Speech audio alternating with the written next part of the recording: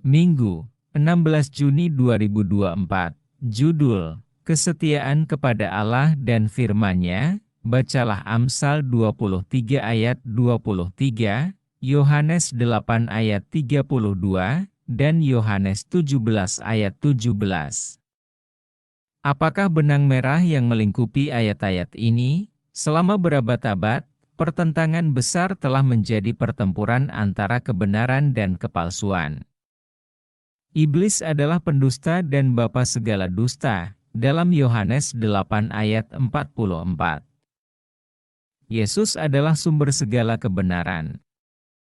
Dia menyatakan, "Akulah jalan dan kebenaran dan hidup," Yohanes 14 ayat 6. Kebenaran yang membebaskan kita dari tipu daya iblis dapat ditemukan dalam firman Allah. Kitab suci membuka kedok strategi iblis dan menyingkapkan rencana Allah. Kitab suci adalah pelita bagi kaki kita. Mazmur 119 ayat 105. Pemazmur menyatakan, "Bila tersingkap, firman-firman-Mu memberi terang, memberi pengertian kepada orang-orang bodoh." Mazmur 119 ayat 130. Ia kemudian menambahkan, "Dasar firman-Mu adalah kebenaran." Mazmur 119 ayat 160. Bacalah 2 Petrus 1 ayat 16-21. Jaminan apakah yang diberikan sang rasul kepada kita mengenai nubuatan?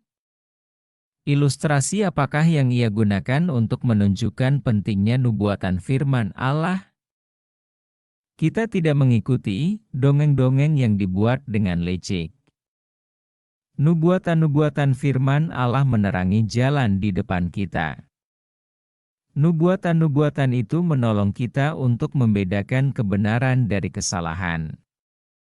Tanpa kitab suci, kita akan diserahkan kepada keinginan pendapat manusia dan dengan mudah tertipu.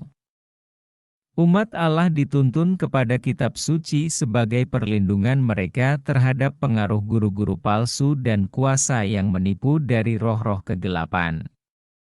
Satan menggunakan setiap sarana yang mungkin untuk mencegah manusia memperoleh pengetahuan mengenai kitab suci, karena kata-kata kitab suci yang jelas mengungkapkan penipuannya. Penipuan besar terakhir akan segera digelar di hadapan kita. Antikristus akan melakukan pekerjaan-pekerjaannya yang mengherankan di depan mata kita. Begitu miripnya pemalsuan itu dengan yang aslinya, sehingga mustahil untuk membedakannya kecuali oleh kitab suci. Hanya mereka yang telah membentengi pikirannya dengan kebenaran-kebenaran kitab suci yang akan bertahan melewati pertentangan besar terakhir itu. Akan datang ujian penelitian yang mendalam kepada setiap jiwa. Akankah saya lebih menurut kepada Allah daripada kepada manusia? Bahkan saat yang menentukan sekarang sudah datang. Apakah kaki kita berpijak kokoh di atas batu karang firman Allah yang tak berubah itu? Apakah kita bersedia untuk berdiri teguh mempertahankan perintah-perintah Allah dan iman kepada Yesus? Ellen G. White. Kemenangan akhir halaman 503. Pertimbangkan pertanyaan-pertanyaan dalam kutipan di atas. Apakah yang akan memampukan kita untuk bertahan saat krisis terakhir?